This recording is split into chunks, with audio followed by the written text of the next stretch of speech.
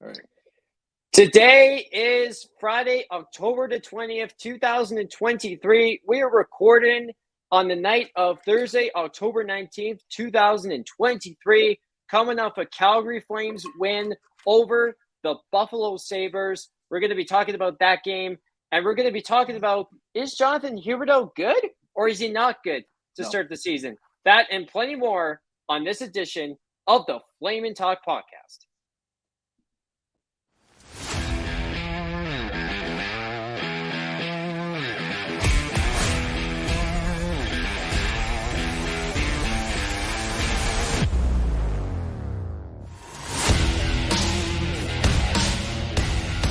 And hello, everyone, and welcome to the third installment of the Flame & Talk podcast, as a part, by the way, of the Hockey Podcast Network.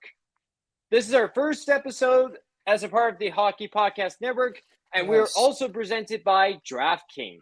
Yes. Connor, my man, we need to talk about the story about how we were approached about being on the Hockey Podcast Network, because after 42 episodes, we're all of a sudden on the network, so it's pretty crazy as it is. But by the way, before you answer, how are you doing today?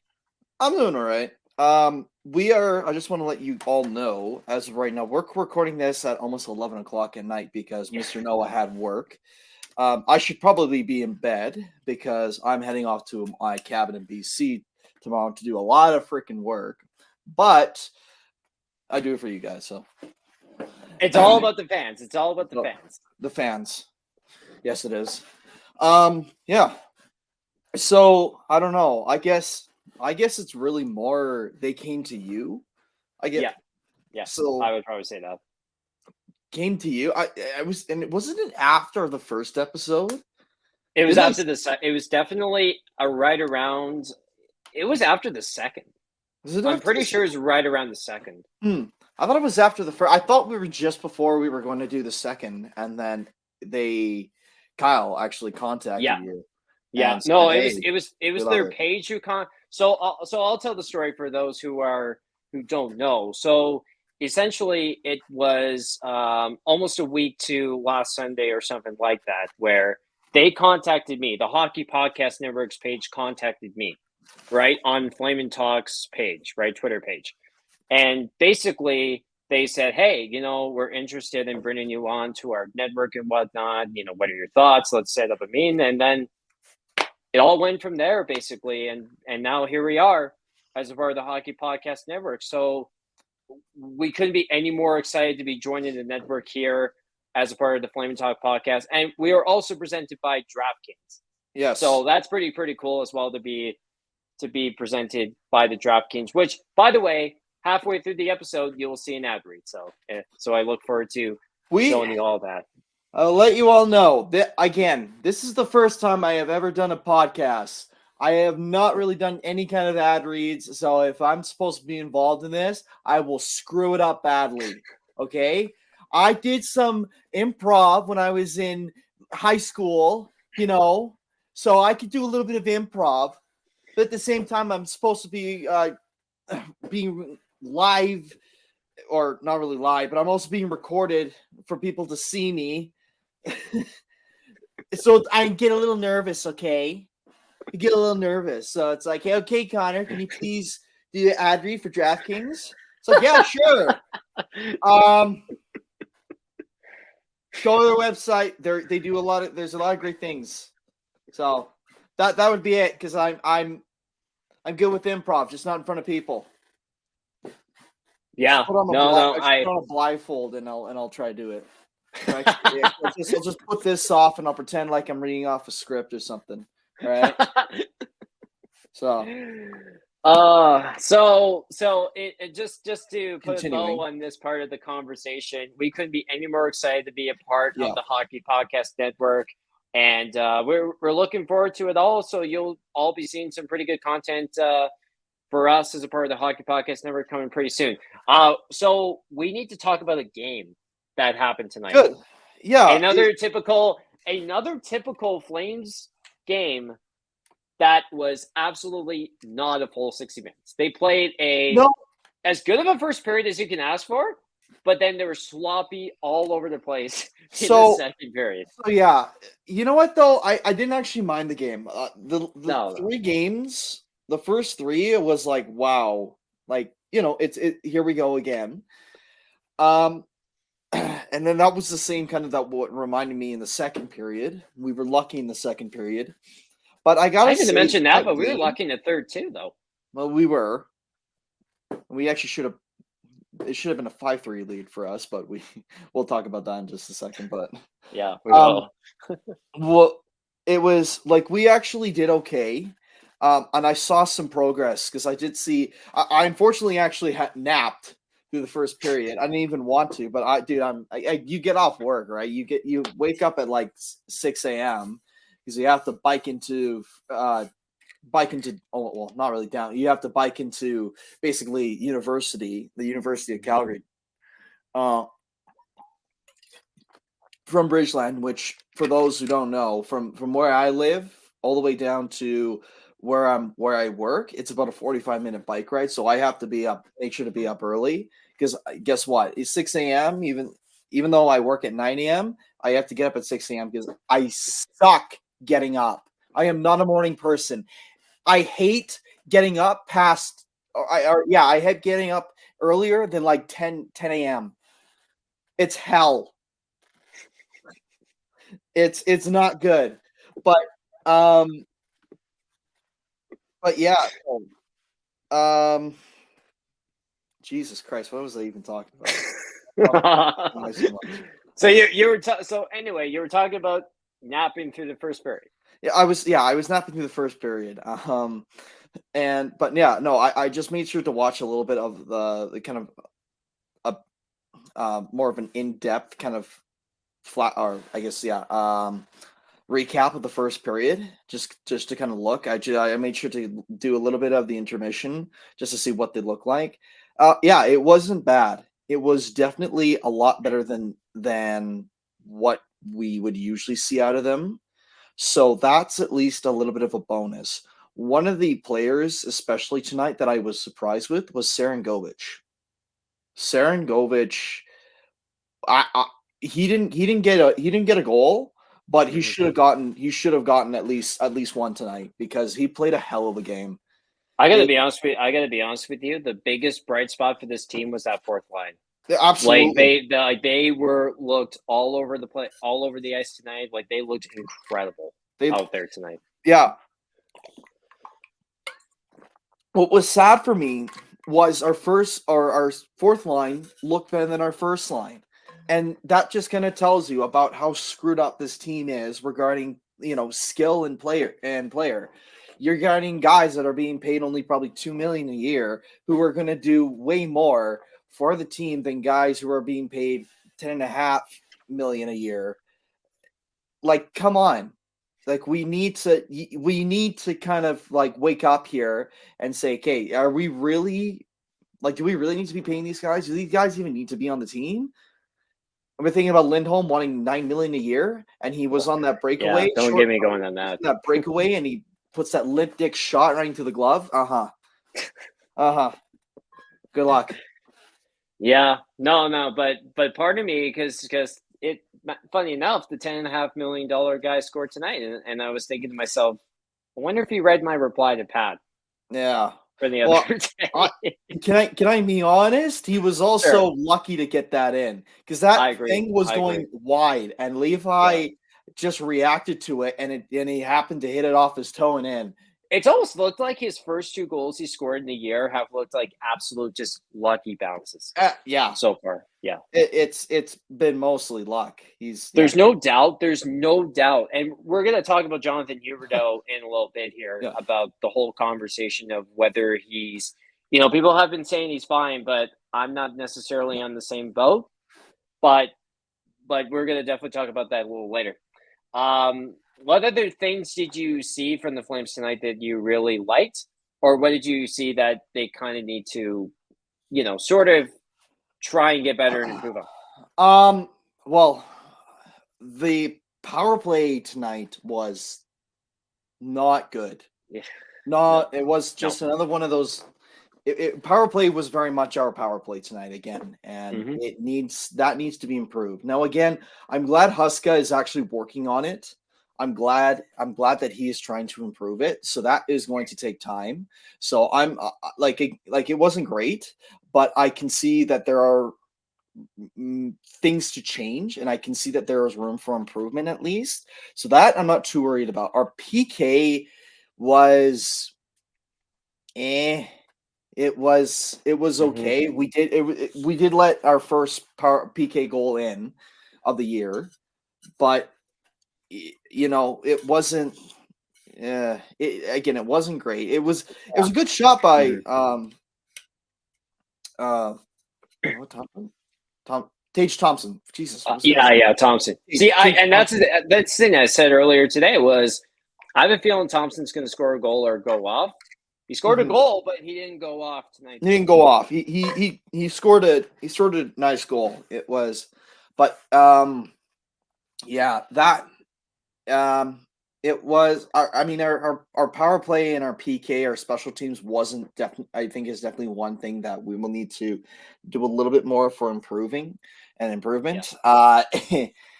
Our offense, especially our first line today. Oh my God, were they non-existent? They were passing the puck, and then they were shooting it either 3 feet wide, or they were shooting pucks that I know Timbit's player that can shoot harder. Like, oh my God, man. Yeah. It was did not look good. Did not look organized. Did not look like they had any idea what they were doing. Our fourth line looked like they wanted to actually score a goal, like they wanted to actually, play. And that's the issue that I'm having is why is it that our fourth line is looking more like our upper lines, and then what I was also not happy with is that they took Coronado off the power play and replaced him with Ruzicka. And I know, and they said that they wanted what's the whole benefit of doing that? They said they wanted a body in front. Or that's what I heard. You need a shooter in the power play. Why exactly. are you trying to put a body in front? Do you know how Coronado scored his first goal? He shot the fucking puck, and it was amazing. Play. Yeah, on a power play. It was an amazing shot. Guess how many goals we got on the power play today without Coronado? Zero. So it's not necessarily that Coronado is the main benefactor for the power play, but he can move the puck. Ruzicka can stand in front. We can have multiple guys that can stand in front of the goaltender and maybe get the puck on the stick if it's a rebound. That we have many guys that we can do. We don't have many guys right now that can move the puck like Coronado can on the power play. So that's this team. Here's my question to you. Why can't this team play full 60? Why does it have to be one period you play good and looks like things are connecting on the dot, and then the second things look sloppy? Have you ever heard of the word underachieving? Yes. I'm very much aware of that word. That as a New York Yankee fan, I'm very aware of that word. Yeah, that has been the Flames for the past many, I think, 5 years. Because even in the playoffs, underachieving. Even when they played against the Oilers, that was not a series. That was one game where we got lucky, and the rest where it was just history. That was exactly like the Colorado series in 2019. Oh, absolutely! Like it was underachieving. We would do well in the regular season, and then we would do FA in the playoffs, right? So mediocrity for you. Mediocrity, underachieving. That has been us. And now that we have these new guys, now it's underachieving in a regular season where statistically we should be doing a lot better than we did, and even than we are right now. It's funny. People are going to be watching this. They're going to be like, "Calm down, guys. We won a game tonight. Don't be negative." Oh, okay. There's still things that are not looking great right now in the Calgary Flames, and there's been a few instances where they've been lucky so far. Mm-hmm. No, it's hard to say about how this team is going to go moving forward, like how they're going to change, how they're going to do. Um, but there's glaring issues.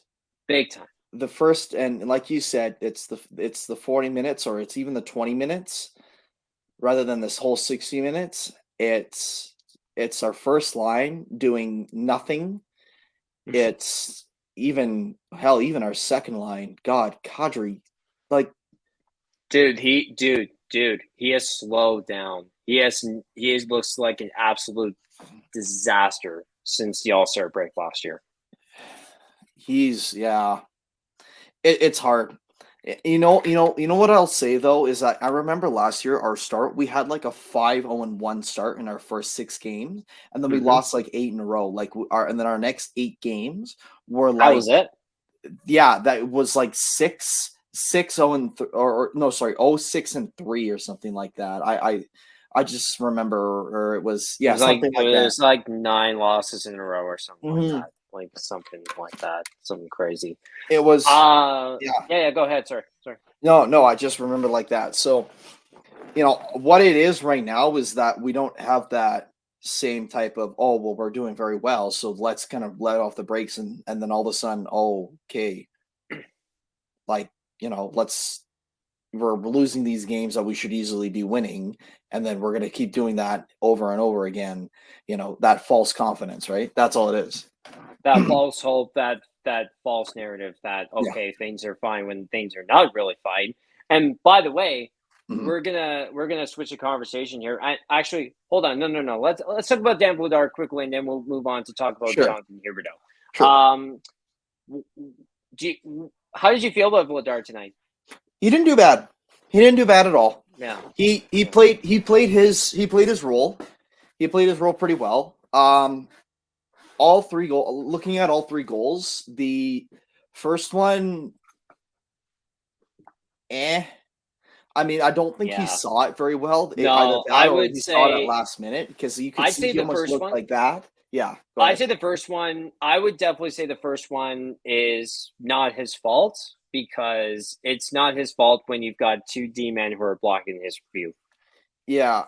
The second one is a little more of a debate, because when Tage got it, you could see he was going on his post, and I think what he was expecting was the usual where what they do is that they shoot it, and they shoot it at the near side to try, because the goalies wouldn't be able to get that kind of this kind of region here on the post, so they try to shoot near side. But I bet you what happened is he's leaning this way so much, and Tage doesn't actually have it, that he's kind of losing balance, and Tage goes instead the far side, and that's what makes him kind of have to try to use his glove while he's unbalanced.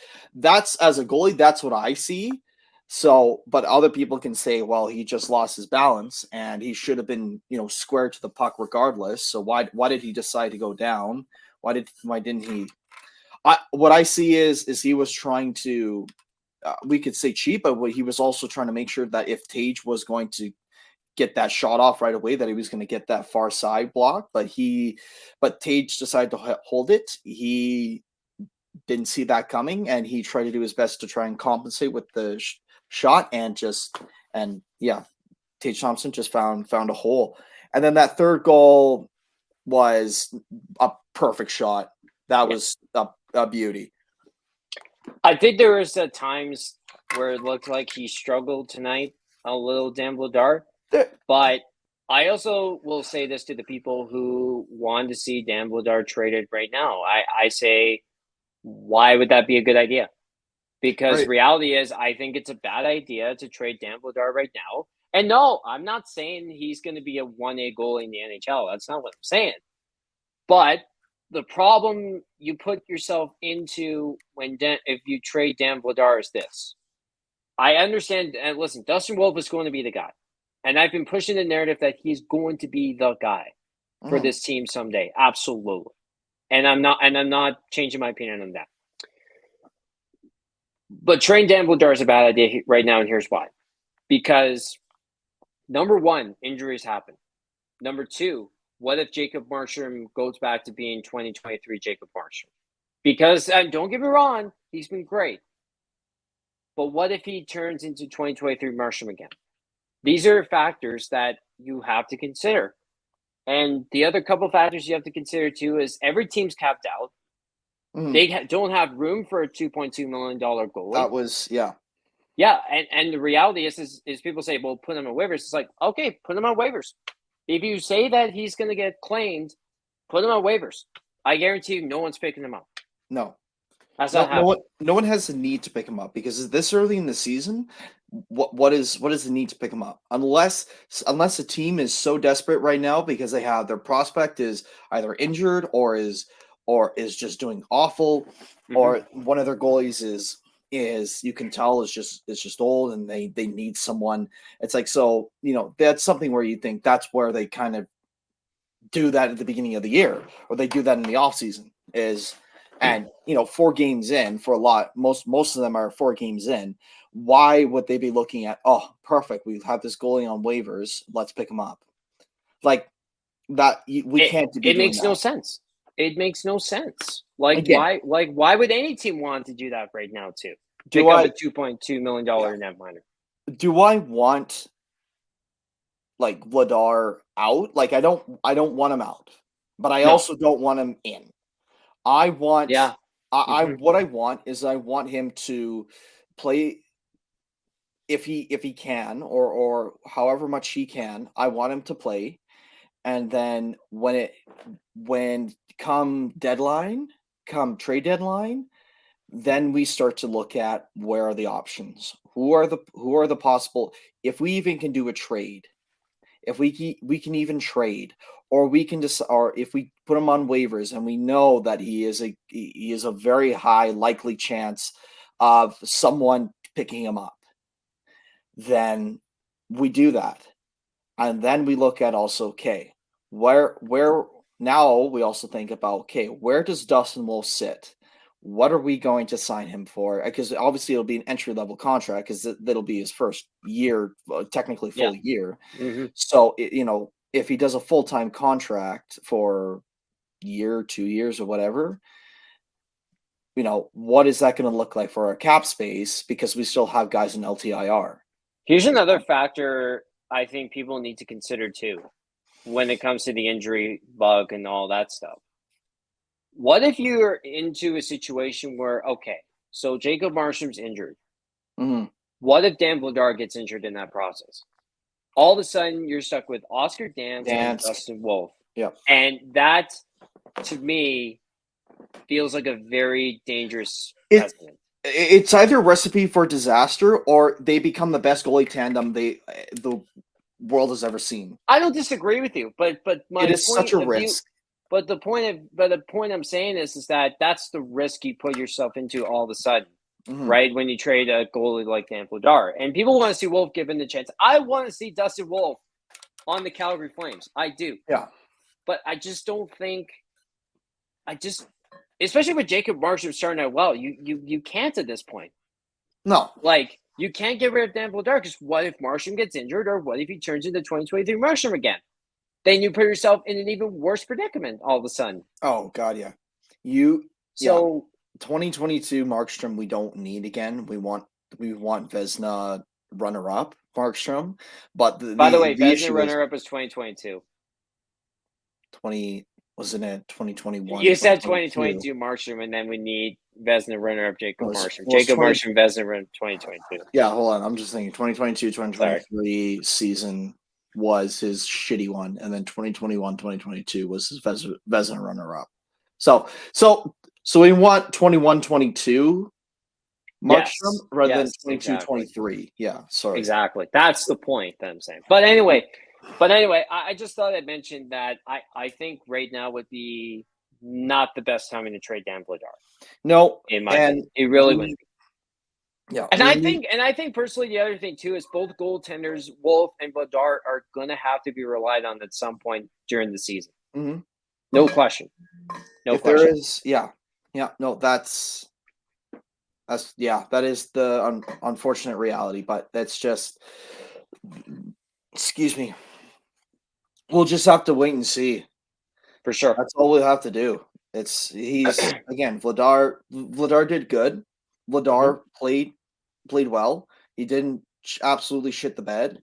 His his save percentage wasn't the greatest, but guess what? He also made some really good saves. He didn't, I don't want to say that he let in any Markstrom goals. So, there were, he did fine. He did fine. He did. Yeah. I agree. I can say I'm not gonna say he was great as well, and I'm with you on that, but I think he did hold his own tonight. Absolutely. He did. Yeah, at least he didn't do it, Devin Levi, and we'll say that we'll say that it there wasn't enough evidence, but it was definitely in from almost. Okay. So you want to talk about that then? We'll do a little bit. Why don't we do that? Just a little Let's bit. Go. So we almost did a Mike Smith. He almost did a Mike Smith where shoot it across like 120 feet from the ice, and then it goes in. Oh, that I was looking at it, and I knew from my head. I said, okay, I don't know if they have enough evidence because they looked at every camera angle. The top one was probably their best, and even on the in-net camera, again, the pad was in the way. They looked at the one that was probably going to the front of the net, and like from all the way from on the standings and whatnot, you could barely see the puck. Yeah, so the top view, I could see a little bit of white, but you can't tell that well where like the white, and that's the issue. So I say it went in. I say it went in, but I get where they said there's not enough evidence. So it's shitty, but I think the reality of the situation is we have to remember that it's not about the puck being in, but it's about whether it's conclusive or not conclusive. That's the biggest problem. That was the same problem in 04, right?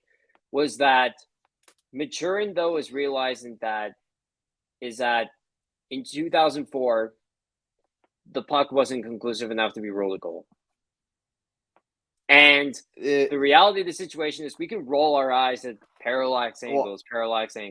Yeah. But I have to conclusively say that the playoffs, the finals in that year in 2004 was rigged, and Batman had it on us losing, and they saw it went in. Don't get a review. Don't just show the replay, but don't actually review it. Remember this though, too, man. Tampa, the Lightning did still have 6 minutes to score. Oh yeah, a tying goal. So, but anyway, we'll talk more about that at some point down the road. So where I stand is I don't think it was a goal. I think it was the right call, in my opinion, because as I've said, it's not a matter of whether the puck was in or wasn't in, but it was a matter of whether it's actually a conclusive enough play to actually say, okay, it's a goal. It's not a goal type thing. But anyway. No, and I agree with you. It's like I'm looking at it. I'm like, that looks like the puck is going back enough where it's past the red line. But as someone like, can you say it with 100% confidence? Yes, that's in. I can see it. It's in. And I'm like, no, I would, as a Flames fan, yes. As a NHL referee, I'm like, I'm not too sure. And there's no other. Yeah, there's like, unless I was right there, and obviously from where the ref said no goal, he was on the side where Levi's pad would have been covering the puck, so he wouldn't have seen it. He would have at the front. If he was right at the front, then maybe he could have seen it. But yeah. Anyways. This episode and every other episode of the Flaming Talk podcast is presented by DraftKings. The NFL season is going strong, and DraftKings Sportsbook is hooking new customers up with an offer that's even stronger. Bet $5 on any game this week to score $200 instantly in bonus bets. And DraftKings isn't stopping there. All customers can take advantage of a sweetener offer every game day this October. Discuss upcoming game by mentioning available lines and odds from the DraftKings Sportsbook app. Please do not provide betting advice on how audience should wager. Get in on the game day greatness. Download the DraftKings Sportsbook app now and use the code THPN. New customers can score $200 instantly in bonus bets when you bet 5 on the NFL. That's code THPN only on DraftKings Sportsbook, an official sportsman partner of the NFL. The crown is yours. Gambling problem? Call 1-800-GAMBLER or visit www.800gambler.net. In New York, call 877-8-HOPE-NEW YORK or text HOPE New York to 467-369. In Connecticut, help is available for problem gambling. Call 888-789-777 or visit ccpg.org. Please play responsibly. On behalf of Boot Hill Casino and Resort, licensed partner Golden Nugget Lake Charles, 21 plus, ages varies by jurisdiction. Valid in Ontario. Bonus bets expire 168 hours after issuance. See sportsbook.draftkings.com/football terms for eligibility and deposit restrictions, terms, and responsible gaming resources. In-depth discussion on Jonathan Huberdeau, shall we? Buy him out. Get rid of him. He's garbage.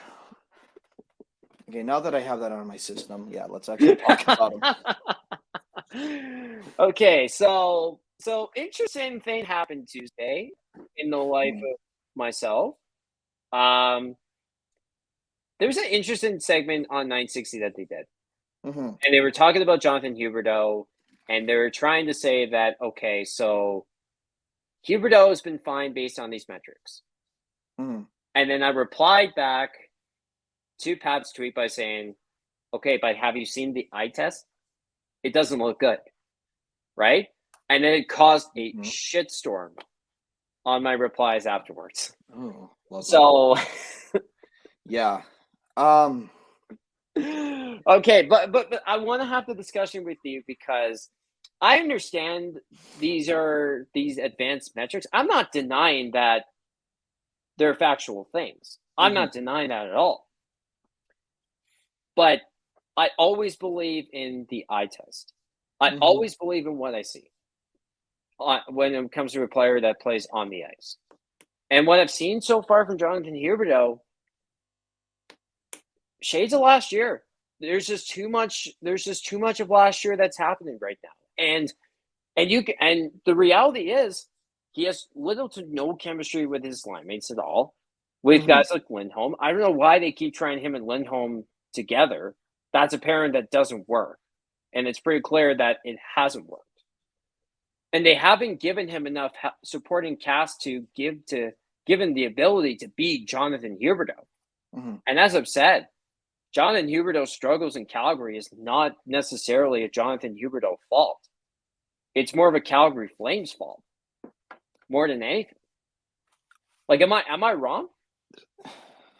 See, I don't know too much about going into the depths of how do the Flames handle Jonathan Huberdeau and how is he. I don't know that much, so I can't let you know about how well it's the Flames' fault versus it's Jonathan Huberdeau's fault. But I'll let you know about the eye test. But what I see, if the NHL decided one day that it was going to no longer include contact in hockey, that body checking was going to be a penalty that could result in 2 or 4 minutes, he would be a superstar. If he had every time that I see Jonathan Huberdeau under pressure, anybody who's coming at him, whether it's a body check or whether it's somebody coming from behind or something like that, panic. He panics with the puck and he gives up stupid plays, and he just does not play the puck well. I have seen when he is able to be on his own with no pressure and everything like that. He's good. He is good. He has some skill. He really does with his hands. Yeah. What I think he's lacking right now is hockey sense. Is saying, hey, what do I do? Or even going to his coach, going to one of the assistant coaches, says, "Hey, I need help with playing under pressure. I know I'm in the NHL, but I need just some help. I need to know how I can better myself in playing with pressure." And I what I hope is the coaches that can say, "Hey, let's help. Let's work on that with you." Right? Yeah. That's one of the things that what I hope is what he is trying to do, because if he doesn't realize about him not being able to play under pressure, then that really shows that he does not have great hockey sense, and he also doesn't know how to improve himself. I hope he doesn't go onto the ice and think, "Oh, I'm doing the best that I can." If Yeah. I saw when he had his career year in Florida, I looked at some of the plays that he made. I looked at some of the things, and you know what? He was alone. He wasn't doing when he was on, on his breakaways. It was because he was way ahead, or even when he split the D man, he was able to do that because he knew he had guys that could be able to get that D man out of the way. He's in Calgary now. He doesn't have that type of offense or even defense. He doesn't have Barkov anymore, or people like Barkov. Well, I will jump in for a second here and say that he didn't play with Alexander Barkov the year he got 115 points. Do you want to know who his linemates were that year? Who? Sam Bennett and Anthony Duclair. Hmm. Which is kind of funny enough. Duclair is a pretty good player, though. I will say he's good. Yeah, he's good. He's good. I thought he was with I thought he was with Barkov. That's weird. But anyway, for people who are saying that you're being too harsh on Jonathan Huberdeau, the guy's being paid $10.5 million. If that's legit superstar money, you expect players like this to play like superstars, and he's not a superstar right now. He's not playing like that. You haven't been seeing flashes of his elite playmaking. You haven't seen him dangerous enough in certain situations. So for people saying, "Oh, you're being too harsh on him," no, the guy's being paid $10.5 million to be a superstar. He's not that. No, if he was being paid $6 million a year, if he was being paid half, then we would agree. Like, you know what, we're being a little too harsh. He's maybe even $8.5, $9 million. Well, yeah. Well, like what I'm saying, like if he's being paid half of what he's being paid now, then yeah, okay, we would agree. We are being a little too harsh, because he's not supposed at that point. He's not even supposed to be the second O line guy. He might be the third line O guy at that point, but he is being paid $10.5 million. He's taking up a huge portion of our cap space and doing almost nothing with it. He is not making plays. Yeah. He has 2 goals because they were both bullshit. I'll be honest. And even like any play he's making is not usually resulting in a goal. It's resulting in he's either turning it over, or he's making god awful passes that results in possession for the opposition. Yeah. So what, yeah. We are being harsh, but we're being harsh because this guy needs to start waking up and realize that this is no longer Florida. This is no longer, this is no longer the easy train for him. We know we get it. He's been playing in Florida for a long time, and elevation differences. Like, people made that excuse. It's like, hey, first 30 days, or first maybe 10 games. Yeah, I could see elevation difference. I could see maybe the offseason being a little more difficult because, we're the second highest altitude city in the world. So coming from basically sea level Florida to the Rockies, and that is Calgary. Yeah, that would be hard, but like elevation shouldn't determine how the hell you are going to, also shouldn't be cutting off oxygen to your brain with the stupidity of his plays. Like, they shouldn't be doing that as well. Like, again, he has to work harder or has to get better cardio. Sure, he might be looking a little more tired at much more quickly. Sure, that makes sense. But like making stupid plays and not being able to play while under pressure, or being, just being offensively not a good offensive player for an offensive player. Like, come on. Yeah. I mean, and just to put a quick bow in the conversation, like, to your point, him, Kadri, etc., they have got to be better than this. If they want to seriously have any shot or anything of trying to be a contending team, or in fact a team that can make the playoffs, you got to be better than what your contract suggests. You no longer have the excuse of Daryl Sutter. None. You no longer have the Daryl. No more excuses. Again, Daryl Sutter's system did not work with them, so we fired him. Or I guess you guys fired him. So you now have Ryan Huska, who is, I would assume, a better coach. It's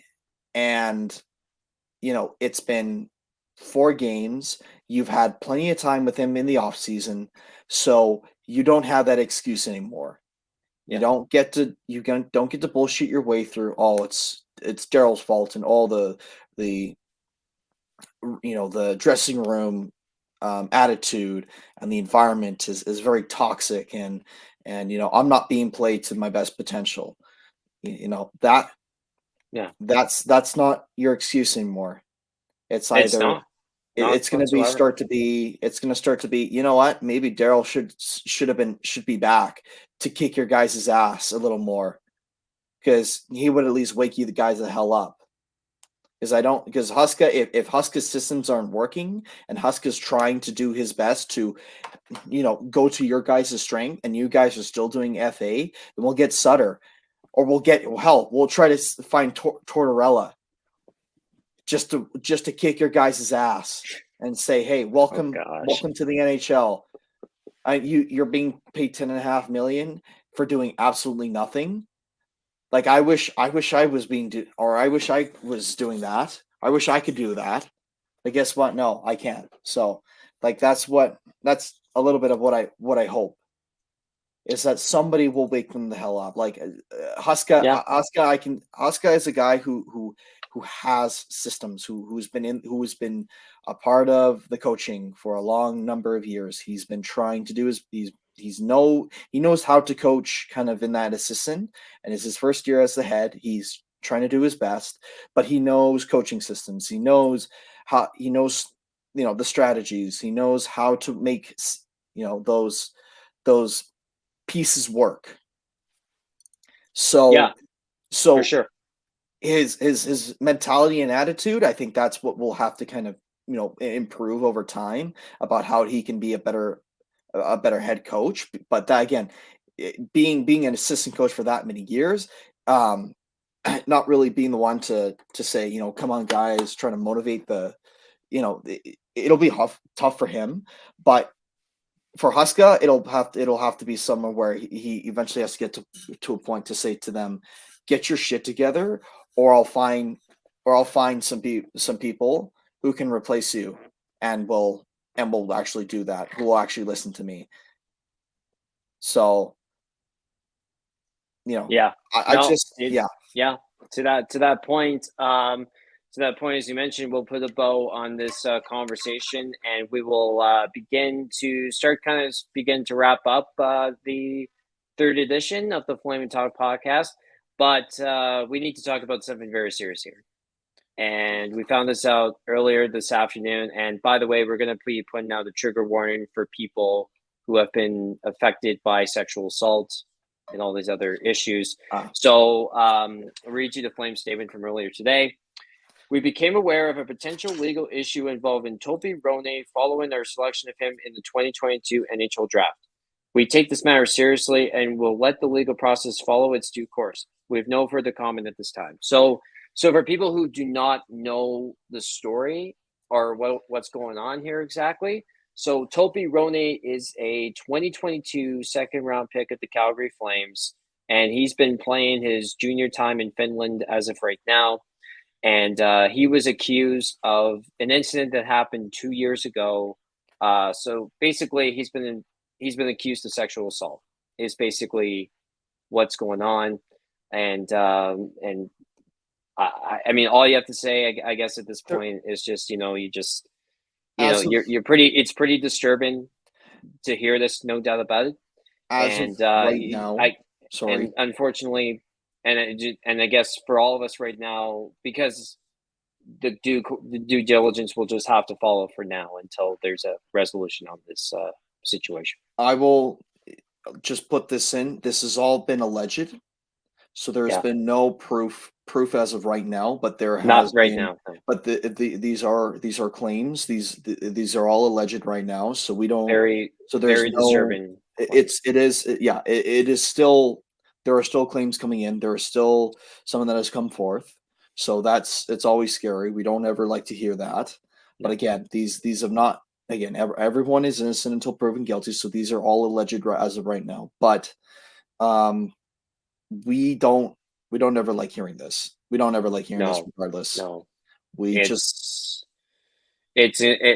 incredibly disturbing. I mean, especially in the game of hockey, it really is disturbing to hear stuff like this. So I guess the only thing me or you can really say about this at this point is just let the due diligence, take care of itself. Yeah, there's not much else to really talk about in this case. No, it's exactly. Yeah, we just hope for the victim, whoever has come forth. We just hope that they are, they recover from the situation here. I hope that if these cases are true, I hope that there is justice being made, or there is justice towards their family, in regards to just getting their fair share of compensation, and I know no ever amount of either money or apologies can never really heal the scar that things like that can leave behind. But what I do hope is that if they are true, I hope that justice is served, and I hope the best for the victim's family, and as well the victim is the victim. Yeah, I couldn't agree more with you on that. So we'll put a bow on that conversation as well. Yep. And we'll put and it looks like we will start to wrap up this edition of the Flaming Talk podcast here, episode number 3. The very first episode, by the way, as a part of the Hockey Podcast Network. And as we said, we couldn't be any more thrilled or excited to be part of this network. And we cannot be waiting to do more of these episodes part of the network here. So it's pretty awesome here so far. But I do want to shout out Kyle, because he was the hold on, I can't remember his last name. Sorry, I need to go quickly just double check. Kyle Melliford. Yes, I need to shout at him because he was the guy basically responsible for making all this happen here, we're now part of the Hockey Podcast Network. So big shout out and big thank you to Kyle for. And I don't know what you saw. I don't know what you saw in this in those first 2 episodes, but Kyle. Yeah, and I just want to quickly say thank you to Kyle for helping me out, because obviously I'd let him know about this being my first time in the podcast, and just kind of with now all of a sudden us being on a network, he kind of gave me some. He actually met with me online, just kind of giving me some debriefing of what will happen, and answer some questions that I had, and it went really well. So again, Kyle, thank you so much for helping not only Noah but also myself out. Thank you for discovering us, and allowing for us to be a part of the Hockey Podcast Network. Well said, man. So on that front, we will officially wrap up episode number 3 of the Flaming Talk podcast. We will be back on Monday with a new episode released, coming off 2 games as the Flames are in Columbus tomorrow and on Detroit on Sunday. Connor, my man, I will see you on Sunday. See you, man. That will do it for the Flaming Talk podcast. For me, Noah Adler, and Connor Doling, we wish you a very good weekend.